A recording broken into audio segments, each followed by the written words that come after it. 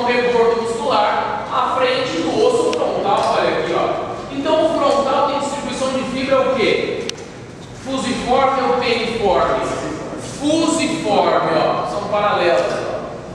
Olha aqui, eu tenho frontal. A professora não tem frontal do lado direito? Obviamente que não, né? Isso aqui é uma simulação da parte óssea do lado esquerdo e da parte muscular do lade direito. Parte óssea do lado esquerdo e muscular do direito. Não me façam como uma determinada aluna, muitos anos atrás. Lembra da história que eu cheguei a contar? O professor sempre deu o osso errado. Eu falei, não é possível. Nós erramos, mas esse é muito básico. Se erra, né? Eu falei, por quê? Não, você me deu esse número, o número que eu pedi, mas aqui no livro, professor, está o número esquerdo, você me deu o direito. Então, ó, então perceba, aqui é a parte óssea e aqui é muscular, correto? Então eu tenho o frontal. Para meio de convenção, musculatura frontal, ela se conecta com a musculatura occipital, é? Com a musculatura occipital. Então a frontal se conecta com a occipital. Como é que a frontal se conecta com a occipital? Através de uma fáscia. É? Como que elas se conectam? Através de uma fáscia. O que é uma fáscia? É uma membrana colagenosa. Entendem quando eu digo tendão? Imaginem um tendão de músculo sendo passado por um ferro de passar roupas. Analogia. É como se eu achatasse um tendão, eu formo uma fáscia. Quer ver outra analogia? Carne de panela. Vai fazer aquela carne de panela com batata, aí come, né? E aí o que ocorre? Não tem aquela membrana branca colágena entre as camadas dos feixes de fibras, aquilo é uma fáscia. Então, unindo a musculatura frontal com a musculatura occipital, eu tenho uma fáscia. Essa fáscia é chamada de aponevrose. Eu citei esse nome enquanto eu falava sobre os nomes.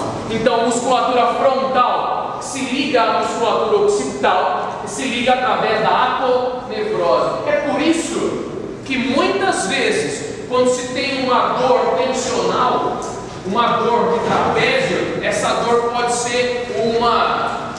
sofrer uma migração, não é? Uma migração para a musculatura frontal, tá ok? Ah, mas eu vou tratar cefaleia cervicogênica, não é? Eu vou tratar cefaleia cervicogênica. Você, como profissional, como odontólogo, como dentista, você vai tratar uma cefaleia cervicogênica de origem cervical? Você pode, não tem problema. Nós temos algumas terapias em comum aí, como por exemplo o eletroagulhamento, como por exemplo o dry needling, que é o agulhamento a seco, que é citado por mim em algumas oportunidades. Nós podemos fazer uma demonstração na próxima aula do dry needling, do agulhamento a seco, tem agulha no carro, a gente vai fazer na aula que vem. E aí é o seguinte, vocês podem tratar esse tipo de cefaleia tensional muscular? Lógico, cabeça e pescoço, odontólogo, cefaleia cervicogênica. Então perceba, eu tenho o que? Uma junção dos músculos em cadeias musculares. Os músculos não estão completamente descoaptados, eles estão concatenados em sua função. Observe como os músculos eles agem em conjunto, né? Eles participam de uma cadeia muscular. Quando você pensa em subir um degrau de uma escada, a primeira coisa que te remete à mente é levantar a coxa, não é? A primeira coisa que você pensa é fazer uma flexão de quadril. Você nem pensa em fazer uma dorsiflexão de tornozelo. Você nem pensa em colocar a ponta do pé para cima. Pensa. Mas por que isso acontece automaticamente? Olha aqui, ó. Acontece automaticamente. Perceba quando subirem as escadas das próximas vezes. Vocês vão pensar em fletir o quadril, que é o grupamento maior. Mas olha lá, o tornozelo já vem automática. Então, onde termina um grupo muscular, começa outro. Então, as inserções tendíneas são muito próximas. Isso para que vocês entendam. Aonde termina o frontal, começa o occipital. Aonde termina o músculo occipital, começa o trapézio. Deu para entender? Então, se eu tenho uma tensão de trapézio, vou tracionar o occipital, vou tracionar a aponevrose, posso tracionar a musculatura frontal. Entendeu? É uma sequência, é uma cascata de contrações, e nesse caso de espasmos dolorosos. É o que a gente chama em inglês de migraine. Migraine é essa dor, essa cefaleia que espalha, que migra, sim ou não? Muito bem. Depois de frontal e occipital, nós temos quem? A aponevrose. Depois da aponevrose, Auricular, olha que bacana. Auricular nos remete à orelha. Nós temos 3 músculos auriculares. Um que fica à frente ao pavilhão auditivo. Pessoal, acho que não é orelha, agora é pavilhão auditivo. Olha que bacana. Eu vou usar, eu não estou sem celular hoje, eu vou usar o pavilhão auditivo. Né? E o pavilhão auditivo ainda tem nomes. Tem subdivisões, por exemplo, aqui é a hélice maior, essa curvinha aqui é a hélice maior, por dentro é a hélice menor. Olha que incrível. Aí tem um lóbulo, aqui tem essa pontinha aqui, não tem? Chama tragus. Ah, vou pôr um piercing no tragus. Aqui, ó. Então vamos lá, 3 auriculares. Um auricular anterior, um auricular superior e um auricular. Olha aqui, ó.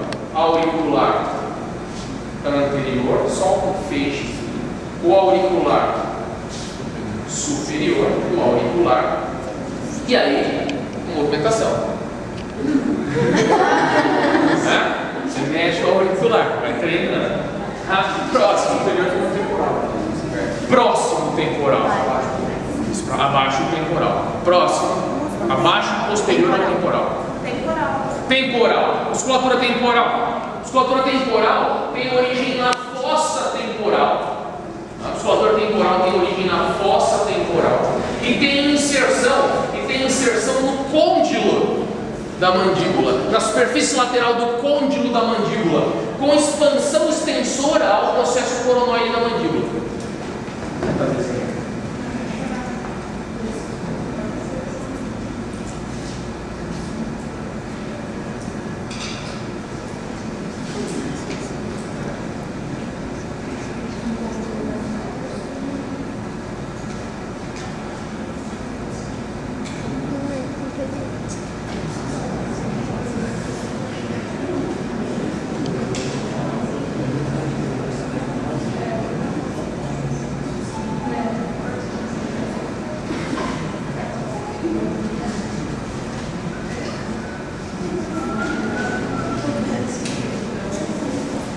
Olha lá, quem está aqui?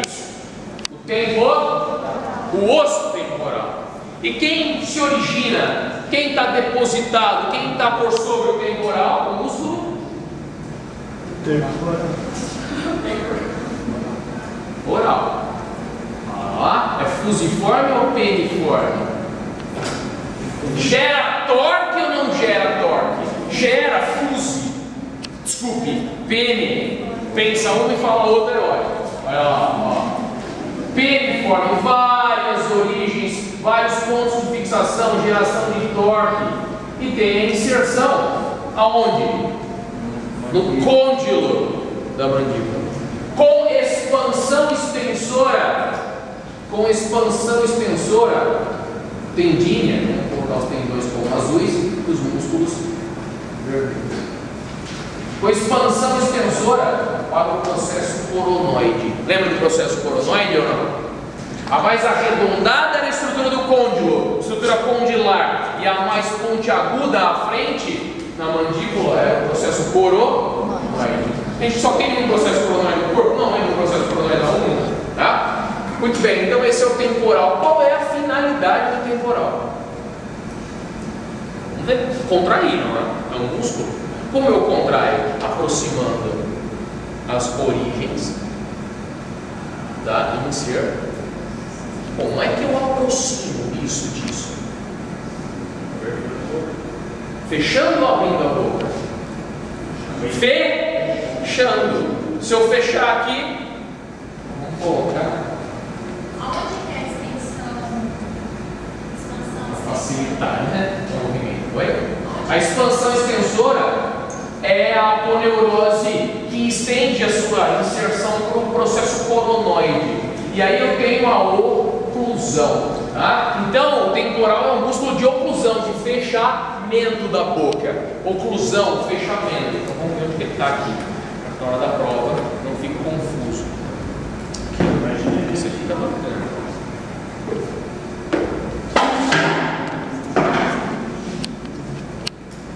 Estão vendo? Temporal. Então ele vai descendo, expansão extensora, o processo coronoide, e aqui fica sem inserção no côndilo. Vamos ver se nós temos outro com inserção no côndilo. Esse aqui vai com inserção no côndilo.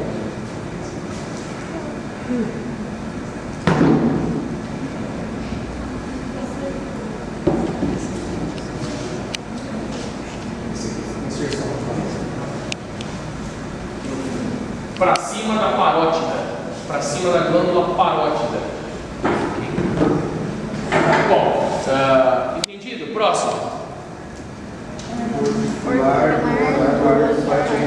Orbicular do olho, parte orbital. Nós temos dois orbiculares: o orbicular do olho, parte orbital, e o orbicular do olho, parte palpebral. Um fica na órbita, o outro fica na pálpebra. Um é mais externo, não é? O outro é mais interno. Olha aqui, orbicular do olho, parte orbital. Orbicular do olho, parte orbital. Orbicular do olho, parte orbital. Ele é mais externo? Mais externo. É na órbita mesmo. Isso. Na órbita da cavidade onde se encaixa o globo ocular. Orbicular do olho, parte orbital. É um músculo chamado de músculo anular. Escreva. É um músculo chamado de músculo anular. Ele é fusiforme? Não. Ele é peniforme? Não. Ele é anular. Tá? É um músculo anular em forma de anel. Em forma de anel. Assim como o esfíncter anal, assim como o esfíncter do cárdio, assim como o esfíncter pilórico, são músculos anulares. Ok? Olha lá. Músculo anular. Orbicular do olho, parte orbital. Se eu tenho orbicular do olho, parte orbital, eu tenho parte palpebral. Ó, em cima da pálpebra, ao redor do olho. Orbicular do olho, parte palpebral. Orbicular do olho, parte palpebral. Orbicular do olho, parte palpebral. É interno. Próximo. Próximo. O prócero é um músculo que fica nessa região chamada de região de glabela. O prócero fica nessa região chamada de região de glabela. O prócero ele tem a função de corrugar convergentemente as duas sobrancelhas. De novo, ele tem a função de corrugar convergentemente. Isso aí. Ele mexe no frontal também? Ele tem uma fixação comum, termina um, começa o outro. O prócero, ele tem a função de corrugar convergentemente sobrancelhas. O prócero. Mas para que ter um músculo desse? Para muita coisa. Embora não pareça, a hora que você corruga a sobrancelha, você diminui a incidência do raio solar de crânio, de maneira crânio-caudal. Outra coisa, alguns reflexos infantis na pediatria são derivados da estimulação da região de glabela. Você estimula a região de glabela, há uma corrugação da região de glabela pela contração do próstata. Aí nós temos vários tipos de linhas diagnósticas para isso. Uma contração hipertônica, para a falta de contração, quer dizer, uma hipotonia total de próstata, de próstata, na região glabelar. Então, quer dizer, são músculos que também ajudam no critério diagnóstico. Isso é muito importante. Aliás, reflexos infantis aí são critérios diagnósticos importantíssimos na área de pediatria. Reflexo de Babinski, RPCA, RPCS, reflexo de Moro, reflexo de Landau, pressão palmar, pressão plantar, e assim vai. Próximo. Levantador da asa do nariz. Levantador da asa do nariz. Veja, é bem pequeno, é só essa fatiazinha muscular, ó. Levantador da asa do nariz. Levantador da asa do nariz. Levantador da asa do nariz. Levantador da asa do nariz.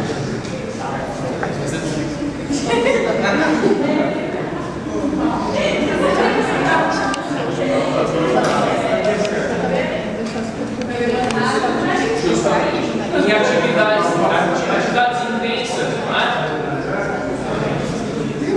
Levantador da asa.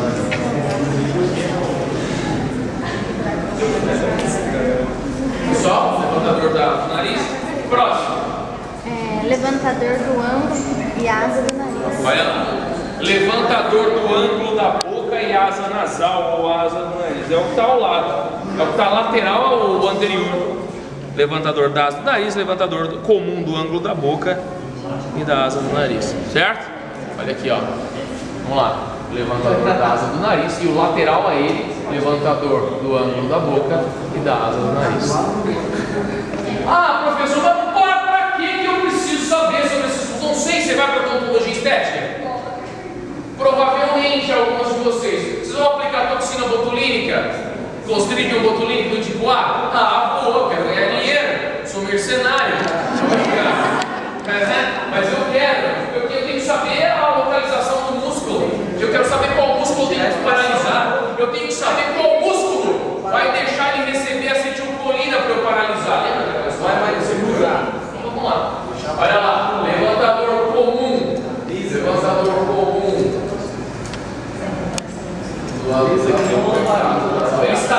Ele está lateralmente o da asa do nariz. Primeiro da asa do nariz, mais medial, depois o comum, mais lá. Próximo. Orbicular da boca. Sim. Origem e inserção. O comum, isso quer? Só o da asa do nariz.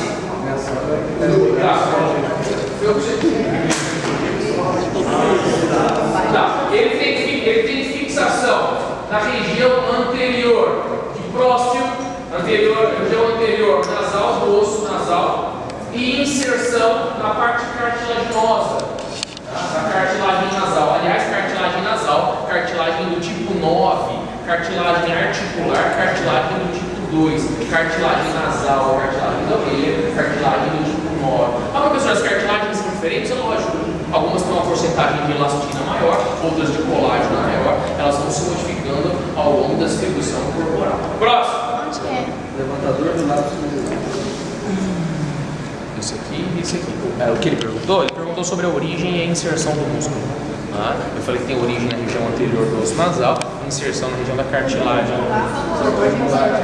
Orbicular da boca, o músculo. Olha lá. Anular ao redor da zona clara ou zona branca dos lábios, ó. Orbicular da boca, um músculo que fica ao redor da zona clara ou também chamada de zona branca dos lábios, ou também chamada de zona queratinizada dos lábios.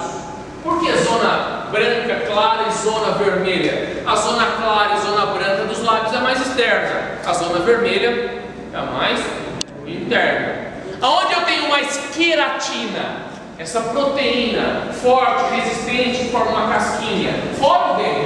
Fora. Vocês observarem uma lâmina histológica de lábio, vocês vão ver que a parte onde eu tenho um aumento de deposição, de depósito de queratinócito é mais fora.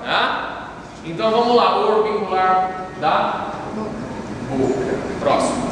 Levantador do lábio superior. Levantador do lábio superior.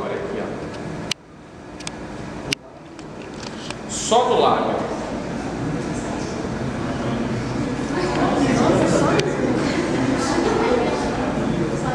Só isso. Levantador do lábio superior. Levantador do lábio superior.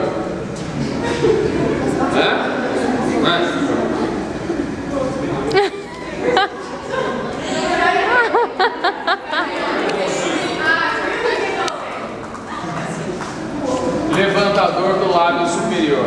Levantador do lábio superior. Levantador do lábio superior.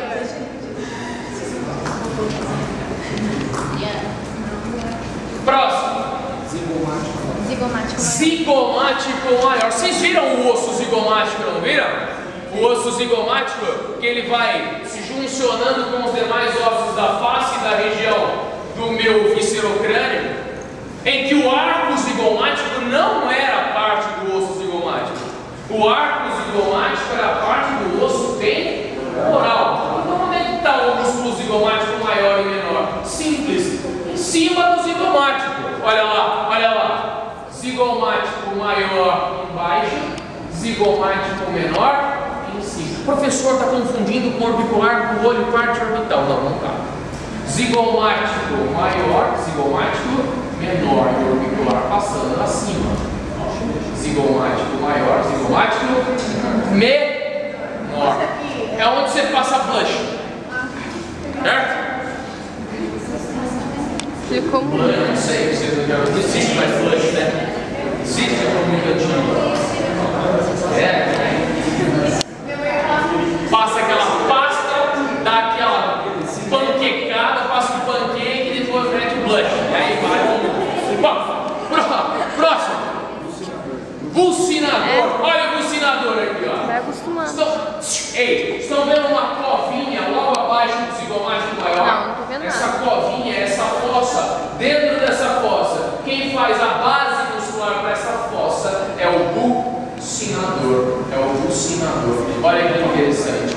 Bucinador. Função do bucinador. Ele faz isso aqui. É muito incrível. A covinha.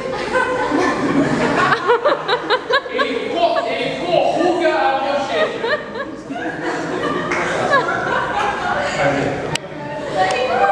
Ele corruga a bochecha, é o bucinador. Professor, preciso saber sobre as caras e bocas? Precisa, sobre a estética, você esqueceu?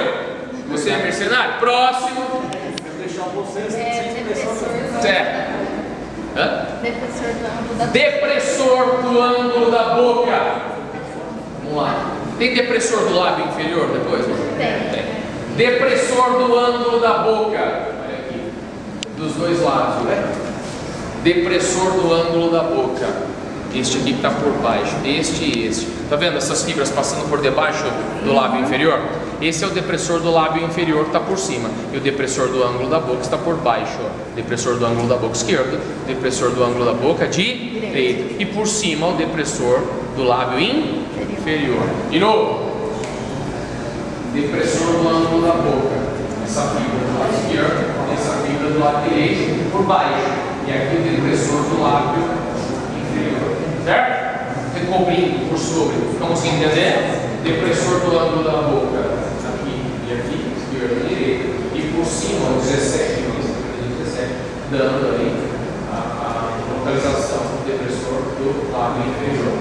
De novo. Depressor do ângulo da boca. Esquerda e direita. E aqui por cima demonstrando o depressor do lábio inferior. Próximo. Sem filha, né? Risório. Olha o risório. Origem e inserção do risório. Tem origem na superfície externa do terço médio do masseter. Olha aqui, ó. Origem na superfície externa do terço médio do masseter. E a inserção vai margeando todos os músculos do ângulo da boca, inclusive o orbicular. Então ele fica aqui, ó, transversalmente aqui, ó. Ele vai de masseter ou masseter até todos os músculos do ângulo, todos os músculos do ângulo da boca aqui, ó. Tá? Então ele sai daqui e vem para cá. Então se ele tem que contrair, ele tem que aproximar, não tem? Se ele tem que aproximar.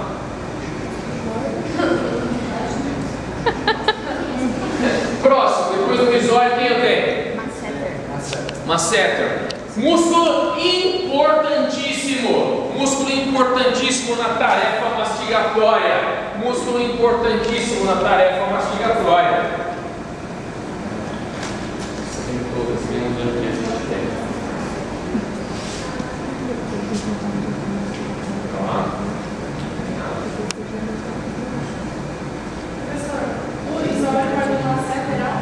Vai da superfície externa, do terço médio da superfície externa do masseter até os músculos que formam o ângulo da boca. E, portanto, você tem a tração do ângulo da boca em uma posição transversal.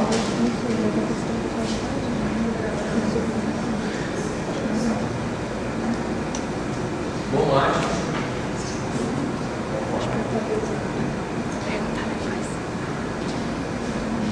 Estão vendo o arco zigomático aqui? Sim ou não? Esse aqui tem um arco.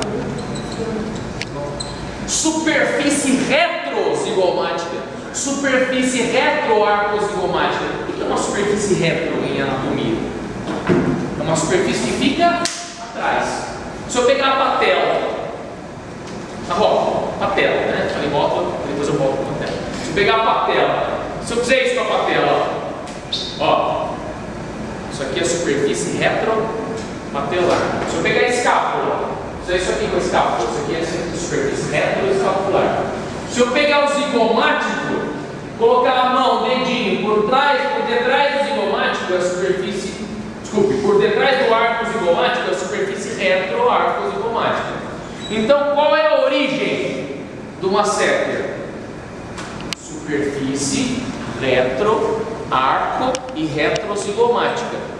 Sim ou não? A origem do masséter é esse músculo aqui, pessoal, ó. Sim ou não? Todos estão vendo? Não. Não?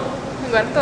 Ó, origem na superfície retrozigomática e retroarcozigomática. Inserção. Inserção no ângulo da mandíbula. No ângulo da mandíbula. Com expansão para o terço proximal do corpo. Tá? Então ele sai aqui.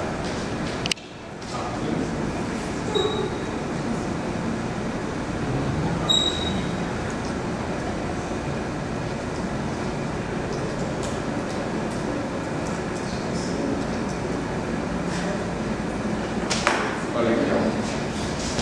Ele sai da superfície retrozigomática e retroarcozigomática de maneira crânio-caudal, descendente. Ele vem para o ângulo da mandíbula e se expande para o terço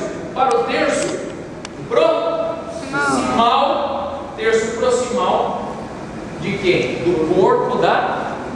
Não confundam o ramo com o corpo, hein? Terço proximal do corpo.